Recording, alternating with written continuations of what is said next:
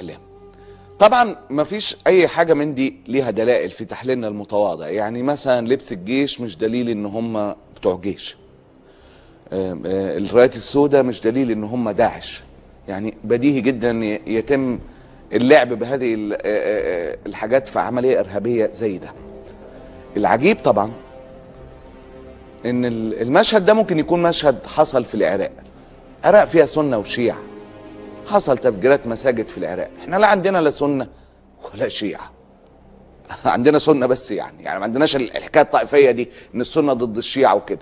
حتى الشيعه موجودين اكيد في مصر لكن قليلين، ما عندناش التفجيرات دي اطلاقا. مفيش المشهد ده خالص خالص، ما حصلش قبل كده. عندك كمان انه اصلا يعني مشهد ان دول الدواعش. طب يعني برضو تساؤل منطقي جدا.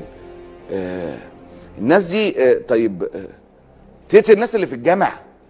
يعني برضو صعبه جدا. حكايه من المستفيد برضو ما تقدرش تجزم بيها على حاجه. المستفيد المشهد ده كله المستفيد فيه صفقه القرن، قولا واحدا المستفيد من هذا المشهد صفقه القرن.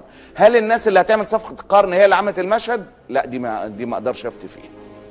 انما المستفيد في النهايه ده صب في مصلحه اللي هيعملوا صفقه القرن. بقول لك قريه خلصت فستاتها هتتهجر حقيقه. وامبارح هوريك الخبراء العسكريين طالعين بيقول لك نفرغ سينا عشان ننظفها ان شاء الله وهنبقى نرجع اهلها تاني ان شاء الله. نفرغها عشان ننظفها. المستفيد هم الداخلون في صفقه القرن. لكن هناك سؤال: كيف وصل هؤلاء الارهابيين الى المكان ده؟ هناك اسئله بتطرح نفسها. ازاي دول وصلوا بزي الجيش؟ دول لبسوا جيش، دول مش جيش، لابسين الجيش، عدوا ازاي؟